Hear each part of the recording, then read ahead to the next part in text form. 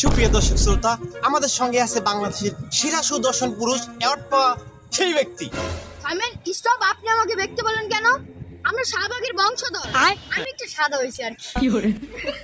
আসলে আমি বুঝতে পারছি না, আপনাকে আপু ডাকবো না ভাই কমো নাকি মাঝখানেরটা ডাকবো?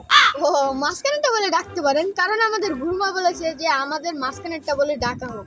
মাঝখানেরটা মানে ওই যে হিজ থাকে, আমি নিজের নাম নিজে বললাম না। আপনি আমাকে সেরা প্রদর্শন পুরুষ হিসাবে বলতে পারেন। সেরা প্রদর্শন পুরুষ। তো আপনি যদি আমাদের একটু বলতেন, আপনার যে এরকম রূপ বাংলাদেশের আর কারণ নেই, কিভাবে এরকম করলেন? আচ্ছা, আপনি যেহেতু এত করে বলছেন, আমি আজকে দেখাবো। আমাদের গুরুমা না করেছে দেখানোর জন্য, তো আমি দেখাবো। এই যে এটা আমাদের রূপচর্চার মূল কারণ। আমরা এটা সকাল বিকাল রাত 3 বেলা খাই, খাওয়ার আগে 2 গ্লাস করে। 2 গ্লাস হারপিক? আপনি হারপিক বলেন না, আমাদের গুরুমা শুনলে আপনাকে পিষে দেবে। এটা খাইই হচ্ছে আমরা এত সুন্দর। कैसा लगा मेरा मजाक?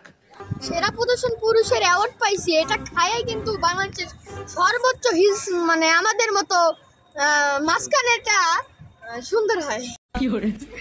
এই পুরস্কার হিরো আলম পেলেও নিজেকে একটা সান্ত্বনা দেওয়া গেল।